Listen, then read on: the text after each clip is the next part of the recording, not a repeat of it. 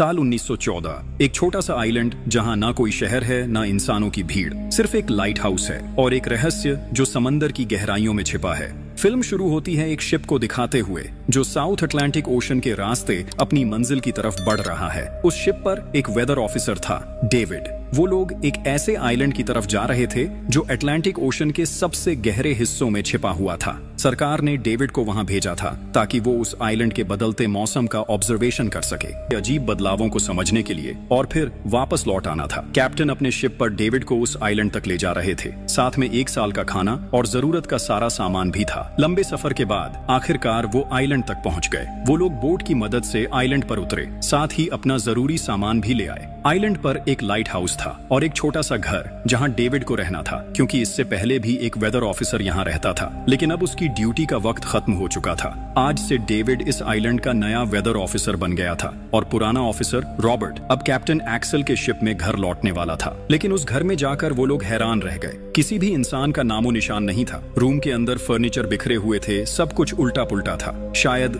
Light house में कोई हो सकता है। कैप्टन और डेविड बिना वक्त गंवाए लाइट हाउस की तरफ बढ़ते हैं और वहां एक अजीब नजारा देखते हैं। पूरा लाइट हाउस तेज और नुकीले लकड़ों से घिरा हुआ था, जैसे किसी ने जानबूझकर उसे बंद कर दिया हो ताकि कोई भी अंदर ना जा सके। कैप्टन और डेविड ने लाइट हाउस का गेट कई बार नॉक किया, लेकिन कोई रिस्पॉन्स नहीं मिला। आखिर में उन्होंने गेट को जोर से धक्का दिया और अंदर घुस गए। लाइट हाउस के बिल्कुल ऊपर उन्हें एक आदमी मिला जिसका नाम ग्रूनर था। वो लेटा हुआ था। जब उन्होंने ग्रूनर से पुराने वेदर ऑफिसर के बारे में पूछा तो उसने काफी बेपरवाही से जवाब दिया, वो मर गया है, कोई भयानक बीमारी थी उसे। कैप्टन ने जब उससे डेड बॉडी के बारे में पूछा तो उसका जवाब और भी ज्यादा अजीब था, शायद किसी ने मार दिया होगा। ग्रूनर की बातें सुनकर डेविड और कैप्टन दोनों चौंक गए। उन्हें लगा शायद ग्रूनर की मेंटल कंडीशन ठीक नहीं है, लेकिन जब तक पुराने ऑफिसर का पता नहीं मिलता वो लोग कुछ कर भी नहीं सकते। कैप्टन ने डेविड से कहा, अगर तुम अब भी चाहो तो हमारे साथ वापस चल सकते हो। लेकिन डेविड जानता था अगर वो सरकार को इस आइलैंड का एक्यूरेट वेदर रिपोर्ट दे पाया तो उसे काफी पैसे मिल सकते हैं, और पैसे की उसे वैसे भी जरूरत थी। शायद ये जगह उतनी सेफ नहीं है जितनी दिखती है। कैप्टन के जाने के बाद डेविड ने घर को थोड़ा सेटल किया, रहने लायक बनाया। रूम के एक ड्रॉर में उसे एक डायरी मिली पुराने ऑफिसर की। उस ऑफिसर ने 1913 में इस आइलैंड पर कदम रखा था। डायरी में आइलैंड के बारे में बहुत कुछ लिखा था, लेकिन सब कुछ साफ नहीं था। कुछ बातें अधूरी थीं। डेविड हर लाइन को ध्यान से पढ़ता गया। डायरी में कुछ अजीब तरह के जानवरों के स्केचेस भी बने थे। डेविड को समझ नहीं आया उसने ऐसी तस्वीरें क्यों बनाई थीं। शायद वो अकेला था और टाइम पास के लिए ऐसा किया होगा। डायरी के एक पेज पर उसकी वाइफ की फोटो भी लगी थी। डेविड वो डायरी पढ़ते पढ़ते थक गया और धीरे धीरे उसकी आंख लग गई। अगली सुबह डेविड ने अपना काम शुरू कर दिया, लेकिन समुद्र के पास पहुंचते ही उसके कदम रुक गए। चट्टानों के बीच कुछ पत्थर अजीब तरीके से सजाए गए थे और उनके बीच कुछ सी शेल्स भी रखे थे, अजीब पैटर्न में। डेविड ने सोचा शायद ये सब ग्रूनर ने किया हो। ये सोचकर वो दोबारा अपने काम में लग गया। मौसम का डेटा कलेक्ट करना, वही काम जिसके लिए वो यहाँ आया था। काम के दौरान जब उसने बाइनोक्यूलर से लाइट हाउस की तरफ देखा तो उसे ग्रूनर के साथ एक और इंसान दिखा, लेकिन फिर उसने सोचा शायद उसका वहम हो। रात हो चुकी थी और डेविड अपने काम में बिजी था। तभी दरवाजे पर नॉक हुआ। उसने सोचा शायद ये ग्रूनर है। डेविड ने उसका नाम पुकारा, लेकिन कोई जवाब नहीं मिला। हाथ में लैंप लेकर जैसे ही डेविड आगे बढ़ा, उसके कानों में कुछ अजीब सी आवाजें गूंजने लगीं। और फिर उसने देखा गेट के नीचे से किसी अजीबोगरीब प्राणी का हाथ अंदर आने की कोशिश कर रहा था। वो हाथ इंसानी नहीं था। डेविड का दिल दहशत से भर गया। वो तुरंत बेसमेंट की तरफ भागा और वहां जाकर छुप गया। कुछ ही देर में वो रहस्यमयी क्रीचर घर के अंदर घुस चुकी थी। वो छुप छुप के डेविड को ढूंढ रही थी। बेसमेंट की एक छोटी सी क्रैक से उस क्रीचर की भयानक आंखें डेविड को घूरने लगीं। डेविड ने एक छुरी उठाई और जैसे ही वो आंखें उस क्रैक के सामने आईं, उसने पूरी ताकत से छुरी घुसा दी। वो क्रीचर चीख के भाग गई, लेकिन वो कभी भी वापस आ सकती थी। डेविड ने बेसमेंट का गेट मजबूती से बंद किया, रस्सी से कस के बांधा और पूरी रात वहीं जागकर बिताई, दहशत के साए में। अगली सुबह जब डेविड घर से बाहर गया तो उसने रेत पर कुछ निशान देखे, पैरों के निशान, पर इंसान जैसे नहीं थे। बिल्कुल साफ था ये किसी इंसान का काम नहीं था। वो निशान सीधे समुंदर की तरफ जाकर खत्म हो गए थे। अब डेविड को सब समझ आ गया था क्यों ग्रूनर ने लाइट हाउस के चारों ओर नुकीले लकड़े लगाए थे, शायद उसी अजीब क्रीचर के लिए। और अब डेविड जान गया ये घर उसके लिए बिल्कुल भी सेफ नहीं है। शायद वो क्रीचर आज रात फिर से लौट कर आएगा। डर के मारे डेविड लाइट हाउस की तरफ दौड़ता है। ग्रूनर को चिल्लाकर कहता है, गेट खोलो, मुझे अंदर आना है था। डेविड निराश होकर वापस लौटता है। लेकिन अब उसे अपना घर सुरक्षित बनाना होगा। उसने घर की हर एक विंडो को लकड़ी से बंद कर दिया, हर तरफ नुकीले लकड़ों से घेरा बनाया और गेट के बाहर पुराने कागज और किताबें रखी। फिर उन पे तेल छिड़क दिया ताकि अगर वो क्रीचर वापस आए तो उसे आग से डरा के भगाया जा सके। लेकिन एक बात थी जो डेविड अब तक नहीं जानता था, और ये बात उसे आज रात पता चलने वाली थी। किस्मत से उसे घर के अंदर एक पुराना बॉक्स मिला। उस बॉक्स में एक गन थी और बहुत सारी बुलेट्स। ये देखकर उसे थोड़ी हिम्मत मिली, लेकिन डर अब भी जिंदा था। जैसे जैसे सूरज ढलने लगा, रात का अंधेरा हर तरफ छा गया। डेविड गन हाथ में लिए घर के एक कोने में चुपचाप बैठा था। उसकी सांसें तेज थीं। तभी एक अजीब आवाज सुनाई दी, और जब डेविड ने खिड़की की तरफ कदम बढ़ाया तो जैसे उसके पैरों के नीचे से जमीन ही खिसक गई। सिर्फ एक नहीं, पानी में से कई सारी वही अजीबो-गरीब क्रीचर्स उठती हुई नजर आईं, और सब उसके घर की तरफ बढ़ रही थीं। कुछ ही देर में वो गेट को तोड़ने की कोशिश करने लगे। डेविड ने तुरंत गोलियां चलानी शुरू की। कुछ क्रीचर्स गिर गए, लेकिन बाकी और भी ज्यादा हिंसक हो गए। वो अब घर के अंदर घुसने की कोशिश कर रहे थे। जैसे जैसे उनकी तादाद बढ़ने लगी, डेविड ने बिना वक्त गंवाए गेट के बाहर रखे कागजों और पुरानी किताबों को आग लगा दी। आग देखकर वो क्रीचर्स डर के मारे वापस समुद्र में लौट गए। लेकिन अब वही आग डेविड के घर तक पहुंच चुकी थी। घर में आग लग चुकी थी, और क्योंकि पूरा घर लकड़ी का बना था, आग बिजली की तरह फैल गई। डेविड ने तुरंत एक चादर में लपेटकर खुद को बचाया, गेट तोड़कर बाहर निकला और लाइट हाउस के पास एक बड़े पत्थर के पीछे छुप गया। उसका दायां हाथ बुरी तरह जल चुका था। किस्मत से उसी वक्त बारिश शुरू हो गई। आग धीरे धीरे बुझने लगी, लेकिन पूरी रात की बारिश के बाद भी सुबह तक डेविड अपना घर नहीं बचा पाया। पूरा घर जलकर लगभग राख हो चुका था। अब अगर डेविड को जिंदा रहना है तो उसे लाइट हाउस में पनाह लेनी होगी। उसने अपनी राइफल उठाई और लाइट हाउस के पास के पत्थरों के बीच छुप गया। जब ग्रूनर पानी भरने के लिए लाइट हाउस से बाहर निकला तो डेविड उसके पीछे पीछे चल दिया। इरादा था उसे गन पॉइंट पर ले जाकर लाइट हाउस के अंदर घुसने का, लेकिन अचानक जब ग्रूनर ने उस पर गन तानी, तभी एक अजीब सा क्रीचर जो ग्रूनर के पास ही था उस पर हमला कर दिया। वो क्रीचर ग्रूनर का रक्षक था। ग्रूनर ने तुरंत डेविड को रोका और कहा, ये मेरा पालतू है। डेविड ने गोली नहीं चलाई, लेकिन एक शर्त रखी, अगर जिंदा रहना है तो लाइट हाउस में रहने दिया जाए। उसके पास 1 साल के लिए काफी गन पाउडर था और इतना खाना भी था कि दोनों बच सके। ग्रूनर कुछ देर चुप रहा, फिर धीरे से हाँ कर दी। शाम होने से पहले दोनों बचा हुआ खाना लेकर लाइट हाउस लौट आए। अगली सुबह वो क्रीचर चुपचाप डेविड का हाथ चाट रहा था, जबकि डेविड गहरी नींद में था, और कुछ ही देर में उसका हाथ काफी हद तक ठीक हो गया। ये सब डेविड के लिए एक शौक था, लेकिन जो आंखों के सामने हो रहा था उस पर यकीन करना मुश्किल था। लाइट हाउस के टॉप पर डेविड ने देखा ग्रूनर उन बुलेट्स को काउंट कर रहा था जो उन्हें गन से मिली थी, और वो क्रीचर अपने तरीके से ग्रूनर की मदद भी कर रहा था। इसका मतलब ये था कि ये जानवर वायलेंट नहीं है। डेविड अब ग्रूनर से उसके बारे में और जानना चाहता था, और फिर ये सब दुनिया के सामने लाना चाहता था, क्योंकि ये किसी मिरेकल से कम नहीं था। एक अजीब सी फीमेल क्रीचर समंदर के गहरे अंधेरों से उनके सामने थी। अगर इस क्रीचर का सच दुनिया के सामने आता तो डेविड और ग्रूनर दोनों दुनिया भर में मशहूर हो जाते।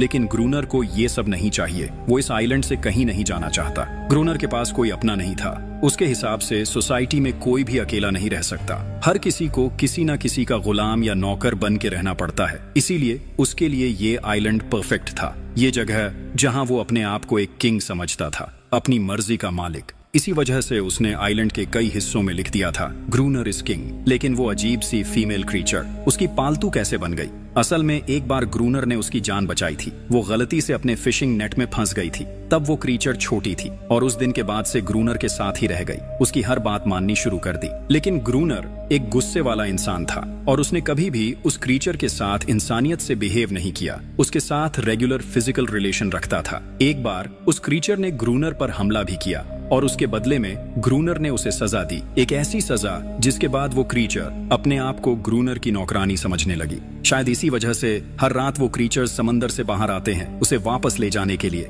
लेकिन वो क्रीचर्स दिन के उजाले में अटैक नहीं कर सकते। खैर, डेविड अब यहाँ और नहीं रहना चाहता। वो किसी आने वाले शिप को सिग्नल भेजकर ये जगह छोड़ देना चाहता है, लेकिन ये काम इतना आसान नहीं। उसे यहाँ रहना अब बिल्कुल भी अच्छा नहीं लग रहा। उसे यहाँ घुटन सी महसूस हो रही है। वो जल्दी से जल्दी ये जगह छोड़ना चाहता है। शाम होने लगी है। ग्रूनर उसे कहता है, गन लेकर रेडी हो जा, क्योंकि वो क्रीचर्स कभी भी हमला कर सकते हैं। वो लाइट हाउस की लाइट ऑन करने के लिए तैयार हो जाते हैं और कुछ ही देर में समंदर से एक बड़ी तादाद में क्रीचर्स निकलकर बाहर आते हैं। वो लाइट हाउस की तरफ बढ़ते जा रहे हैं। ग्रूनर उन पर लगातार फायर करता जा रहा था, लेकिन डेविड पूरी तरह से डर गया था। वो लाइट हाउस के अंदर की तरफ पीछे हटने लगा। ग्रूनर के बार बार कहने के बाद भी वो बस एक कोने में चुपचाप बैठा रहा और कुछ ही देर में डेविड बेहोश हो गया। ग्रूनर अकेला उन क्रीचर्स से लड़ता रहा। अगली सुबह ग्रूनर ने गुस्से में उसे उठाया और कहा, अगर तुझे लाइट हाउस में रहना है तो मेरी हर बात माननी पड़ेगी। रोजाना पानी भर के लाना, लाइट हाउस के छोटे बड़े काम करना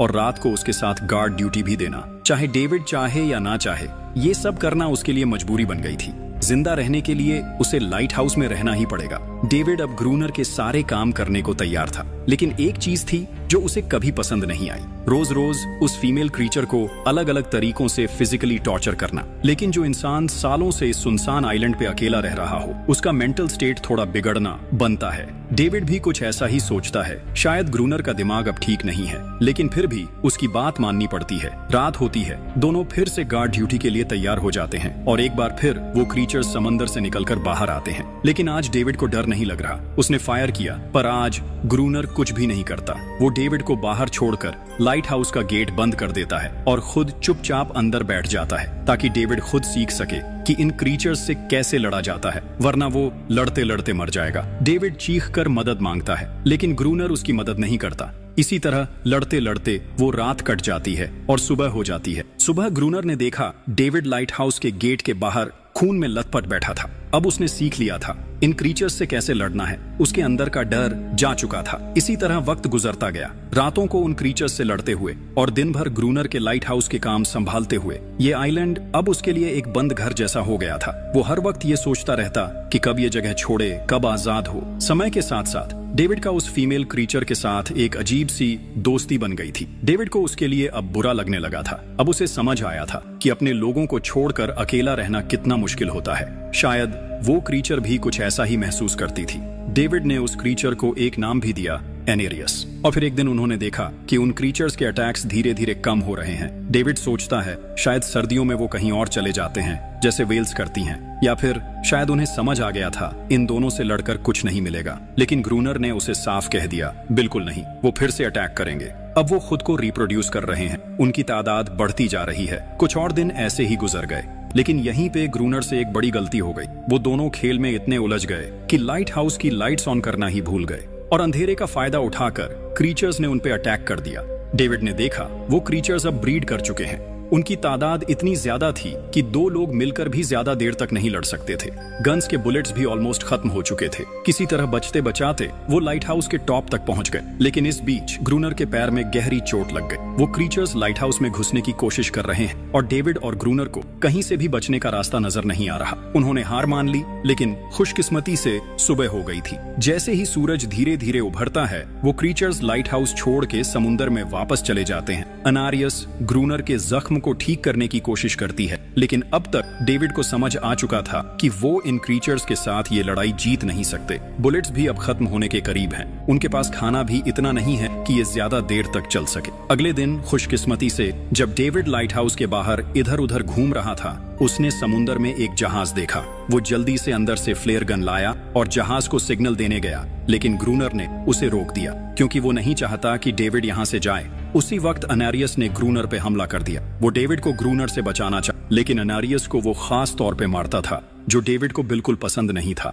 एक दिन डेविड ने अनारियस को एक छोटी टॉय बोट गिफ्ट में दी, जो उसने वेल की हड्डियों से बनाई थी। शायद इससे अनारियस का मन थोड़ा हल्का हो जाए। लेकिन जब अनारियस ने उस बोट को देखा तो वो डेविड को आइलैंड के एक ऐसे कोने में ले गई जहां वाकई एक असली बोट रखी थी। जब डेविड ने उस बोट के बारे में ग्रूनर से पूछा तो उसने कहा हाँ, उसे ऑलरेडी पता था कि आइलैंड के उस हिस्से में एक बोट है। कुछ महीने पहले एक आर्म्स स्मगलिंग शिप जो बहुत सारा गोला बारूद ले जा रही थी, समुंदर में आई तूफान की वजह से इसी आइलैंड के पास डूब गई थी। कुछ लोग इस आइलैंड तक बोट के थ्रू जिंदा पहुंच गए थे, लेकिन सुबह होने से पहले उनमें से कोई भी जिंदा नहीं बचा। सभी उस क्रीचर का शिकार बन गए। ये सब सुनते ही डेविड के दिमाग में एक प्लान आया। उनके पास एक डाइविंग सूट जैसा कुछ था। अगर उनमें से कोई उस सूट को पहनकर समुंदर के उस हिस्से में डाइव करे तो हो सकता है उन्हें कोई बुलेट्स या डायनामाइट मिल जाए, जिससे उन मॉन्स्टर्स से लड़ना आसान हो जाए। लेकिन ग्रूनर ने इस बात से सीधा मना कर दिया। वो उस समुंदर के पास भी नहीं जाना चाहता था, पर डेविड अपनी जान के खतरे पर भी ये काम करने को तैयार था। कुछ और दिन इसी तरह गुजर गए।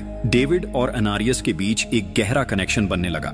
डेविड उसे पसंद करने लगा था। ये सब ग्रूनर ने चुपके से देख लिया और उसी वक्त पहली बार उसके मन में ये ख्याल आया, शायद उसे डेविड की मदद करनी चाहिए। डायनामाइट वाले प्लान के बारे में बता दिया था, इसीलिए अब वो अटैक नहीं कर रहे थे। ग्रूनर गुस्से से पागल हो गया और एनेरियस को पीटना शुरू कर दिया, लेकिन डेविड ने उसे रोक लिया। आखिर में दोनों ने मिलकर एक नया प्लान बनाया, लाइट हाउस का मेन गेट खुला छोड़ने का, ताकि जैसे ही वो क्रीचर्स पास आए डायनामाइट से उड़ा दिए जाएं। कुछ ही देर में वो क्रीचर्स समुंदर से बाहर निकलने लगे। तभी डेविड की नजर उनमें से एक के गले में लटके एक नेकलेस पर पड़ती है और उस मोमेंट पर डेविड को अपनी सबसे बड़ी गलती का एहसास होता है। जिन क्रीचर्स को वो अब तक वायलेंट समझते आए थे, वो भी इंसानों की तरह सिविलाइज थे, सिर्फ बोल नहीं सकते थे। शायद उनका लाइट हाउस पर हमला करना किसी वजह से था, लेकिन ग्रूनर के लिए ये सब बेकार बातें थीं। उसके लिए वो इस आइलैंड का किंग था और हर किसी को उसका हुक्म मानना पड़ता था। उस दिन के बाद वो क्रीचर्स फिर कभी वैसे अटैक नहीं कर पाए और अनारियस ने भी डेविड पर से अपना पूरा भरोसा खो दिया।